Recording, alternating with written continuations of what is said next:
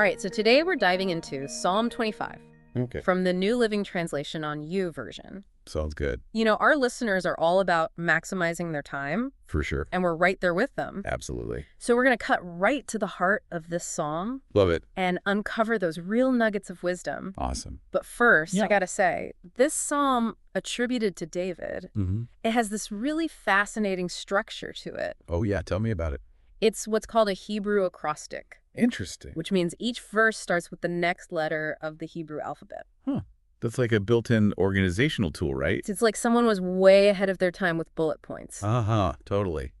So our mission today is to really dig into Psalm 25, Okay. unpack those requests for help and the ways trust is expressed. I'm ready. So let's jump right in with verses 1 to 3. Let's do it. Right off the bat, we get this powerful statement, "O Lord, I give my life to you." Wow. Yeah. That's a full-on commitment right there. But then immediately after, there's this very human fear. Do not let me be disgraced or let my enemies rejoice in my defeat. It's so relatable, though. It is. Like, who hasn't felt that fear of being proven wrong or, being vulnerable? Exactly. It's universal. And then verse 3 lays out this principle. No one who trusts in you will ever be disgraced, but disgrace comes to those who try to deceive others. It's like this idea that honesty and trust are tied to staying on the right path. I see that, which is something to really think about, anyone trying to learn and make sure they're not being misled. Right on. Then we move into verses 4 and 5 and things get really specific. Oh, how so? Well, the speaker directly asks, show me the right path, O Lord, point out the road for me to follow, and lead me by your truth and teach me. I mean, for anyone feeling lost in a sea of information, those words are powerful. They are. It's this deep longing for clarity and a reliable direction. And notice how trust is woven into it. Right. For you are the God who saves me. All day long I put my hope in you. It's not just a one-time request. No, it's like a constant state of reliance. I like that. Then in verses 6 and 7, it gets interesting. We see an appeal to past reliability. Okay. Remember, O Lord, your compassionate and unfailing love, which you have shown from long ages past. It's almost like saying, hey, you've been trustworthy before. Yeah, like a track record. Exactly. But then there's this contrasting element about past mistakes. Right. Do not remember the rebellious sins of my youth. Remember me in the light of your unfailing love. It's a plea for grace in the present, despite those past errors. I think we've all been there, trying to learn something new, but those past learning mistakes keep creeping in. Oh, for sure. That tension between past and present is definitely key. So true. Then verses 8 through 10 really double down on God as a guide. Yeah, the Lord is good and does what is right. He shows the proper path to those who go astray. It's all about being open to being steered in the right direction when you're off course. And it's specific about who receives this guidance. He leaves the humble in doing right, teaching them his way.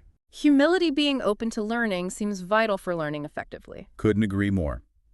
Now moving on to verses 11 through 15, we encounter another plea for forgiveness. Yeah. For the honor of your name, O Lord, forgive my many, many sins. That repetition really underscores the weight of those mistakes. Definitely. But then comes that reassurance again for those who show reverence. He will show them the path they should choose. It's like that recurring theme that respect and clear direction go hand in hand. So true. Yeah. And the focus remains constant. My eyes are always on the Lord, for he rescues me from the traps of my enemies. It's like choosing your sources carefully in the age of information overload. Totally. Where you focus your attention makes all the difference. Now, in verses 16 through 21, the tone takes on a sense of urgency. Right. It's like a desperate cry for help. Turn to me and have mercy, for I am alone and in deep distress. You can feel that feeling of being totally overwhelmed by problems. My problems go from bad to worse. Oh, save me from them all. Doesn't that resonate with the feeling of drowning in information? It really does. And there's also this awareness of opposition. See how many enemies I have and how viciously they hate me. It's like acknowledging those forces that try to keep you from the truth. And then we get to those powerful final pleas in this section. Protect me. Rescue my life from them. Do not let me be disgraced, for in you I take refuge. And may integrity and honesty protect me, for I put my hope in you. It's about seeking help, but also holding on to your own moral compass. So well said. And finally, verse 22 broadens the perspective. How so? O God, ransom Israel from all its troubles.